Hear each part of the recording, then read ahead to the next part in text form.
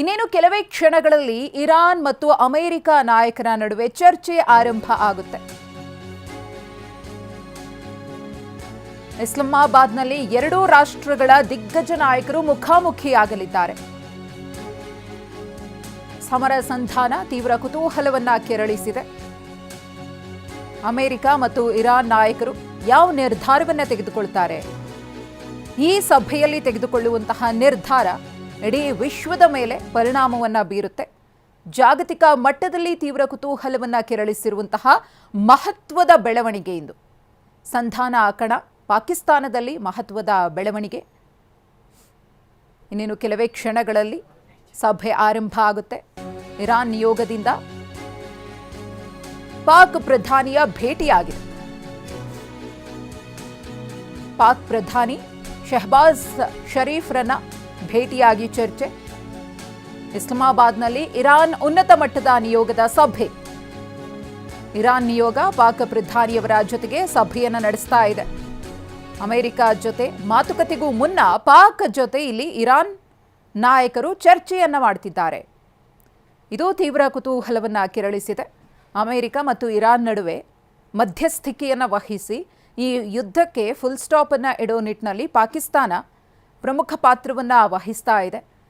ಮೊದಲಿಗೆ ಇರಾನ್ನ ನಿಯೋಗ ಪಾಕ್ ಪ್ರಧಾನಿಯವರನ್ನೇ ಭೇಟಿಯಾಗಿ ಮಹತ್ವದ ಮಾತುಕತೆಯನ್ನು ನಡೆಸ್ತಾ ಇದ್ದಾರೆ ಅನ್ನೋದು ಗೊತ್ತಾಗ್ತಾ ಇದೆ. ತಮ್ಮ ಬೇಡಿಕೆಗಳು ಏನಿದೆಯೋ ಅಥವಾ ಕೊಡುಕೊಳ್ಳುವಿಕೆ ಸಂಬಂಧ ಪಾಕ್ ಪ್ರಧಾನಿಯ ಜೊತೆಗೆ ಚರ್ಚೆಯನ್ನು ಮಾಡಿ ನಂತರದಲ್ಲಿ ಅದನ್ನು ಅಮೆರಿಕಗೆ ಮುಟ್ಟಿಸುವಂತಹ ಕೆಲಸವನ್ನು ಇಲ್ಲಿ ಇರಾನ್ ಮಾಡ್ತಾ ಇದೆ. ಅದು ಸ್ಪಷ್ಟವಾಗಿ ಗೊತ್ತಾಗ್ತಾ ಇದೆ ಕೂಡ. ಅಮೆರಿಕವನ್ನು ನಂಬೋದಕ್ಕೆ ಇರಾನ್ ಈ ಕ್ಷಣಕ್ಕೂ ಕೂಡ ರೆಡಿ ಇಲ್ಲ. ಯಾಕಂದರೆ ಈ ಹಿಂದೆಯೂ ಕೂಡ ಡೊನಾಲ್ಡ್ ಟ್ರಂಪ್ ಅವರನ್ನು ನಂಬಿ ಇರಾನ್ ಹೊಡೆತ ತಿಂದಿದ್ದಾಗಿದೆ. ಈಗ ಏನೋ ಕದನ ವಿರಾಮ ಘೋಷಣೆಯಾಗಿದೆ. ಕದನ ವಿರಾಮದ ನಡುವೆಯೂ ಕೂಡ ಇಸ್ರೇಲ್ ತನ್ನ ದಾಳಿಯನ್ನು ಮುಂದುವರಿಸಿದೆ ಲೆಬನಾನ್ ಮೇಲೆ. ಏಕೆಂದರೆ ಇರಾನ್ ಹಾಕಿದಂತಹ ಷರತ್ತುಗಳ ಪೈಕಿ ಲೆಬನಾನ್ ಮೇಲೆ ದಾಳಿಯನ್ನು ಮಾಡಬಾರ್ದು ಅನ್ನೋದು ಕೂಡ ಒಂದಾಗಿತ್ತು. ಈ ಕದನ ವಿರಾಮದ ವ್ಯಾಪ್ತಿಗೆ ಲೆಬನಾನ್ ಕೂಡ ಬರುತ್ತೆ ಅಂತ ಹೇಳಿತ್ತು. ಈ ಕುರಿತು ಮತ್ತಷ್ಟು ಮಾಹಿತಿಯನ್ನು ಕೊಡೋದಕ್ಕೆ ನಮ್ಮ ಪ್ರತಿನಿಧಿ ಹರೀಶ್ ಇದೀಗ ನೇರ ಸಂಪರ್ಕದಲ್ಲಿದ್ದಾರೆ. ಹರೀಶ್, ಒಂದು ಕಡೆ ಅಮೆರಿಕ ಈಗಾಗಲೇ ಸಂಧಾನ ವಿಚಾರಕ್ಕೆ ಸಂಬಂಧಪಟ್ಟಂತೆ ಏನೇನು ಮಾಡ್ತಾ ಇದೆ ಅನ್ನೋದನ್ನು ಗಮನಿಸ್ತಾ ಇದ್ದೀವಿ. ಪಾಕಿಸ್ತಾನ ಮಧ್ಯಸ್ಥಿಕೆಯನ್ನು ವಹಿಸಿದೆ. ಇನ್ನು ಅಮೆರಿಕ ಮತ್ತು ಇರಾನ್ ಒಟ್ಟಿಗೆ ಕೂತು ಮಾತುಕತೆಯನ್ನು ನಡೆಸುವುದಕ್ಕೂ ಮುನ್ನ ಪಾಕ್ ಪ್ರಧಾನಿಯನ್ನ ಇರಾನ್ ನಿಯೋಗ ಭೇಟಿಯಾಗಿರುವುದು ತೀವ್ರ ಕುತೂಹಲವನ್ನ ಮೂಡಿಸ್ತಾ ಇದೆ. ಹರೀಶ್. ಹೌದು ಮಧುಶ್ರೀ, ಇಸ್ಲಾಮಾಬಾದ್ಗೆ ಈಗ ಇರಾನ್ನ ಪ್ರತಿನಿಧಿಗಳು ಬಂದಿದ್ದಾರೆ, ಅಮೆರಿಕದ ಪ್ರತಿನಿಧಿಗಳು ಕೂಡ ಬಂದಿರುವಂತಹದ್ದು.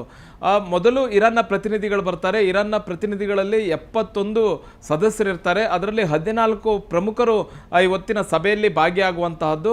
ನೇರವಾಗಿ ಆಸಿಫ್ ಮುನೀರ್ ಅವರು ಇರಾನ್ನ ಪ್ರತಿನಿಧಿಗಳನ್ನ ಸ್ವಾಗತ ಮಾಡ್ತಾರೆ. ನಂತರ ಆಸಿಫ್ ಮುನೀರ್ ಜೊತೆ ಅಂದರೆ ಪಾಕಿಸ್ತಾನದ ಸೇನಾ ಮುಖ್ಯಸ್ಥ ಇವರ ಬಳಿ ಮಾತುಕತೆಯನ್ನು ಮಾಡ್ತಾರೆ. ಸುದೀರ್ಘವಾದ ಮಾತುಕತೆ ಬಳಿಕ ಈಗ ಶಹಬಾಜ್ ಶರೀಫ್ ಪಾಕಿಸ್ತಾನದ ಪ್ರಧಾನಿ ಅವರ ಜೊತೆ ಈಗ ಮಾತುಕತೆ ಆರಂಭ ಆಗಿರುವಂತಹದ್ದು. ಬಹು ಮುಖ್ಯವಾಗಿ ಸಂಧಾನಕಾರರಾಗಿ ಮಧ್ಯಸ್ಥಿಕೆಯನ್ನು ವಹಿಸಿಕೊಂಡಿರುವಂತಹದ್ದು ಪಾಕಿಸ್ತಾನದ ಶಹಬಾಜ್ ಶರೀಫ್ ಅವರು ಮತ್ತು ಪಾಕಿಸ್ತಾನದ ಸೇನಾ ಮುಖ್ಯಸ್ಥ ಆಸಿಫ್ ಮುನೀರ್ ಅವರು ಇವರು ಸಂಧಾನಕಾರರಾಗಿ ಕಾಣಿಸ್ಕೊಂಡಿರುವಂತಹದ್ದು. ಇವರ ಮಧ್ಯಸ್ಥಿಕೆಯಲ್ಲಿ ಮಾತುಕತೆ ನಡೆಯುತ್ತೆ.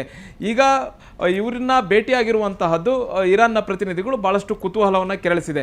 ಅಂದರೆ ಪೂರ್ವ ಷರತ್ತುಗಳೊಂದಷ್ಟಿವೆ. ಅಂದರೆ ಈ ಮಾತುಕತೆ ಮುಂದುವರಿಬೇಕು ಅಂದರೆ ಅಮೆರಿಕದ ಜೊತೆ ಇರಾನ್ನ ಪ್ರತಿನಿಧಿಗಳು ಮಾತುಕತೆಯನ್ನು ಮುಂದುವರಿಸಬೇಕು ಅಂತಂದರೆ ಪ್ರಮುಖ 2 ಅಂಶಗಳನ್ನು ಅಮೆರಿಕ ಭರವಸೆ ಕೊಡಬೇಕು ಅನ್ನುವಂತಹದ್ದನ್ನು ಬೇಡಿಕೆಯನ್ನು ಈಗ ಇರಾನ್ ಇಟ್ಟಿರುವಂಥದ್ದು. ಅದು ಯಾವುದು ಅಂತಂದರೆ ಈಗ ಕದನ ವಿರಾಮ ಘೋಷಣೆ ಆಗಿದೆ. ಅಮೆರಿಕ ಇಸ್ರೇಲ್ ಇರಾನ್ ಮೇಲೆ ದಾಳಿಯನ್ನು ಮಾಡ್ತಾ ಇಲ್ಲ, ಇರಾನ್ ಇಸ್ರೇಲ್ ಮೇಲೂ ಕೂಡ ದಾಳಿ ಮಾಡ್ತಾ ಇಲ್ಲ, ಮತ್ತು ಅಮೆರಿಕದ ಮಧ್ಯಪ್ರಾಚ್ಯದ ಸೇನಾ ನೆಲೆಗಳ ಮೇಲೂ ಕೂಡ ಇರಾನ್ ದಾಳಿ ಮಾಡ್ತಾ ಇಲ್ಲ. ಆದರೆ ಇಸ್ರೇಲ್ ಲೆಬನಾನ್ ಮೇಲೆ ದಾಳಿ ಮಾಡ್ತಾ ಇರುವಂತಹದ್ದು. ಈಗ ಅದನ್ನು ತಡಿಬೇಕು. ಇಸ್ರೇಲ್ ಯಾವುದೇ ಕಾರಣಕ್ಕೂ ಲೆಬನಾನ್ ಮೇಲೆ ಹೆಜ್ಬುಲ್ಲಾಗಳ ಮೇಲೆ ದಾಳಿ ಮಾಡಬಾರ್ದು.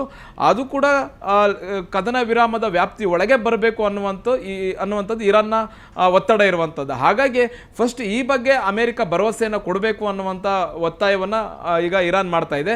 ಜೊತೆಗೆ ಪ್ರಮುಖವಾಗಿ ಇರಾನ್ ಮೇಲೆ ಸಾಕಷ್ಟು ಆರ್ಥಿಕ ನಿರ್ಬಂಧಗಳನ್ನ ಅಮೆರಿಕ ವಿಧಿಸಿದೆ. ಬೇರೆ ಬೇರೆ ದೇಶಗಳಲ್ಲಿ ಇರಾನ್ನ ಹಣ ಇರುವಂತಹದ್ದು, ಫ್ರೀಸ್ಡ್ ಅಮೌಂಟ್ ಇರುವಂತಹದ್ದು, ಅದನ್ನು ಹೇಗಾದರೂ ಮಾಡಿ ಬಿಡಿಸ್ಕೊಳ್ಬೇಕು ಅನ್ನುವಂಥ ನಿಟ್ಟಿನಲ್ಲಿ ಇರಾನ್ ಹೋರಾಟವನ್ನು ಮಾಡ್ತಿರುವಂತಹದ್ದು. ಈಗ ಯುದ್ಧದಿಂದ ಇರಾನ್ಗೆ ಸಾಕಷ್ಟು ಹಾನಿಯಾಗಿದೆ. ಅನೇಕ ದಾಳಿಗಳ ಮೂಲಕ ಮೂಲ ಸೌಕರ್ಯವನ್ನು ಇರಾನ್ ಕಳೆದುಕೊಂಡಿದೆ. ಇರಾನ್ ಪುನಶ್ಚೇತನವನ್ನು ಮಾಡಬೇಕಾಗಿದೆ. ಹಾಗಾಗಿ ಅದರ ಬಗ್ಗೆ ಒಂದು ಭರವಸೆ ಬೇಕು. ವಿದೇಶಗಳಲ್ಲಿ ಇರ್ತಕ್ಕಂಥ ಇರಾನ್ನ ಹಣ ತಮ್ಮ ಹಣವನ್ನು ತಮಗೆ ವಾಪಸ್ ಕೊಡಬೇಕು ಅನ್ನುವಂಥ ನಿಟ್ಟಿನಲ್ಲಿ ಈಗ ಅಮೆರಿಕಕ್ಕೆ ಬೇಡಿಕೆಯನ್ನು ಇಟ್ಟಿರುವಂತಹದ್ದು. ಇದ್ರ ಬಗ್ಗೆ ಅಮೆರಿಕದಿಂದ ಯಾವುದೇ ರೀತಿಯಾದ ಪ್ರತಿಕ್ರಿಯೆ ಬಂದಿಲ್ಲ. ಈ ಅಂಶಗಳನ್ನೇ ಈಗ ಪಾಕಿಸ್ತಾನದ ಪ್ರಧಾನಿ ಶಹಬಾಜ್ ಶರೀಫ್ ಅವ್ರ ಜೊತೆ ಶೇರ್ ಮಾಡ್ಕೊಳ್ತಾ ಇದ್ದಾರೆ, ಹಂಚ್ಕೊಳ್ತಾ ಇದ್ದಾರೆ. ಶಹಬಾಜ್ ಶರೀಫ್ ಅವರು ಈ ವಿಷಯವನ್ನು JD ವ್ಯಾನ್ಸ್, ಅಮೆರಿಕದ ಪ್ರತಿನಿಧಿಯಾಗಿ ಬಂದಿರತಕ್ಕಂಥ ಅಮೆರಿಕದ ಉಪಾಧ್ಯಕ್ಷ JD ವ್ಯಾನ್ಸ್ ಜೊತೆ ಹಂಚ್ಕೊಳ್ತಾರೆ. ಆ ನಂತರ JD ವ್ಯಾನ್ಸ್ ಅವರು ಈ ಎರಡು ಅಂಶಗಳನ್ನು ಈಡೇರಿಸೋದಕ್ಕೆ ಏನಾದರೂ ಒಪ್ಕೊಂಡಿದ್ದೆ ಆದಲ್ಲಿ, ಭರವಸೆ ಕೊಟ್ಟಿದ್ದೆ ಆದಲ್ಲಿ, ಮುಂದಿನ ಹಂತದ ಮಾತುಕತೆಗಳು ನಡೀತಾ ಹೋಗುತ್ತೆ. ಮುಂದಿನ ಹಂತದ ಮಾತುಕತೆಗಳಲ್ಲಿ ಪ್ರಮುಖವಾಗಿ ಬರುವಂತಹದ್ದೇ ಹಾರ್ಮುಜ್ ಜಲಸಂಧಿಯನ್ನು ಓಪನ್ ಮಾಡುವಂಥ ವಿಚಾರ. ಆ ವಿಚಾರವಾಗಿ ಅಮೆರಿಕವು ಕೂಡ ತನ್ನ ವಾದವನ್ನು ಮಂಡಿಸುತ್ತೆ. ಜೊತೆಗೆ ಇರಾನ್ ಕೂಡ ತಾನು ಯಾಕೆ ಹಾರ್ಮುಜ್ ಜಲಸಂಧಿಯಲ್ಲಿ ಟ್ಯಾಕ್ಸನ್ನು ಅಥವಾ ಟೋಲನ್ನು ಯಾಕೆ ಕಲೆಕ್ಟ್ ಮಾಡಬೇಕು ಅನ್ನುವಂಥದ್ದನ್ನು ಅದು ವಾದವನ್ನು ಮುಂದಿಡುತ್ತೆ. ಹೀಗಾಗಿ ಈ ಒಂದು ಷರತ್ತುಗಳು ಒಂದಾದ ಮೇಲೆ ಒಂದು ಷರತ್ತುಗಳ ಬಗ್ಗೆ ಚರ್ಚೆಗಳು ನಡೆಯುತ್ತೆ. ಇವತ್ತು ಒಂದೇ ದಿವಸಕ್ಕೆ ಈ ಒಂದು ಚರ್ಚೆ ಮುಗಿಯಲ್ಲ. ಇನ್ನೂ ಕಂಟಿನ್ಯೂಸ್ ಆಗಿ 2-3 ದಿವಸಗಳ ಕಾಲ ಕಂಟಿನ್ಯೂಸ್ ಆಗಿ ಈ ಒಂದು ಚರ್ಚೆ ನಡೆಯುವಂಥ ಸಾಧ್ಯತೆ ಇದೆ. ಸೌದಿ ಅರೇಬಿಯಾದಿಂದ ಪ್ರತಿನಿಧಿಗಳು ಕೂಡ ಬಂದಿದ್ದಾರೆ. ಅವರು ಈ ಒಂದು ಸಭೆಯಲ್ಲಿ ಭಾಗಿಯಾಗ್ತಾರೆ ಅನ್ನುವಂಥದ್ದಲ್ಲ, ಅವರ ಅಭಿಪ್ರಾಯವನ್ನು ಅವರು ಪಾಕಿಸ್ತಾನಕ್ಕೂ ಕೂಡ ತಿಳಿಸುವಂತಹ ಸಾಧ್ಯತೆ ಇದೆ. ಮಧುಶ್ರೀ, ಎಸ್, ಹಾಗೆ ಸಂಪರ್ಕದಲ್ಲಿರಿ ಹರೀಶ್, ಮತ್ತಷ್ಟು ಮಾಹಿತಿಯನ್ನು ಪಡಿತೀನಿ. ಇನ್ನು ಸಂಧಾನಕ್ಕೂ ಮುನ್ನ ಇರಾನ್ ಖಡಕ್ ಸಂದೇಶವನ್ನ ಕೊಟ್ಟಿದೆ ಅಮೆರಿಕಾಗೆ. ಅಮೆರಿಕ ಫಸ್ಟ್ ಅಂದ್ರೆ ಓಕೆ, ಇಸ್ರೇಲ್ ಫಸ್ಟ್ ಅಂದ್ರೆ ಶಾಂತಿ ಇಲ್ಲ. ಇಸ್ಲಾಮಾಬಾದ್ ಸಂಧಾನದ ಬೆನ್ನಲ್ಲೇ ಇರಾನ್ ಉಪಾಧ್ಯಕ್ಷನ ಎಚ್ಚರಿಕೆ ಇದು. ಅಮೆರಿಕದ ಹಿತಾಸಕ್ತಿಗಿದ್ದರೆ ಮಾತ್ರ ಸಂಧಾನಕ್ಕೆ ನಮ್ಮ ಒಪ್ಪಿಗೆ ಅಂತ ಹೇಳಿದ್ದಾರೆ ಆರಿಫ್. ಇಸ್ರೇಲ್ ಅಜೆಂಡಾ ಹೊತ್ತು ಬಂದ್ರೆ ಮಾತುಕತೆ ವಿಫಲವಾಗುತ್ತೆ ಅಂತ ಇರಾನ್ ಈಗಾಗಲೇ ಖಡಕ್ ಆಗಿ ಸಂದೇಶವನ್ನ ರವಾನೆ ಮಾಡಿದೆ ಅಮೆರಿಕಾಗೆ ಎಕ್ಸ್ ಖಾತೆಯ ಮೂಲಕ.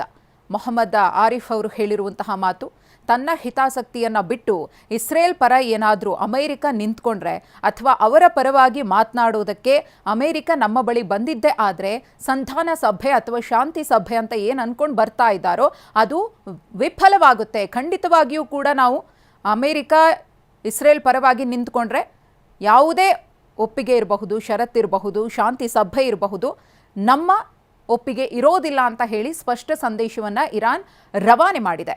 ಅಮೆರಿಕಕ್ಕೆ ನಷ್ಟದ ಭೀತಿ ಇದೆ ಒಂದು ಕಡೆ. ಸಂಧಾನದ ಭವಿಷ್ಯ ಈಗ ಅಮೆರಿಕದ ನಡೆಯ ಮೇಲೆ ನಿರ್ಧಾರವಾಗುತ್ತೆ.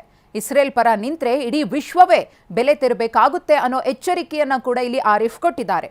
ಸಂಧಾನ ವಿಫಲವಾದರೆ ಜಗತ್ತಿಗೆ ಭಾರೀ ನಷ್ಟದ ಮುನ್ಸೂಚನೆಯನ್ನು ಸಹ ಇರಾನ್ ಕೊಟ್ಟಿದೆ.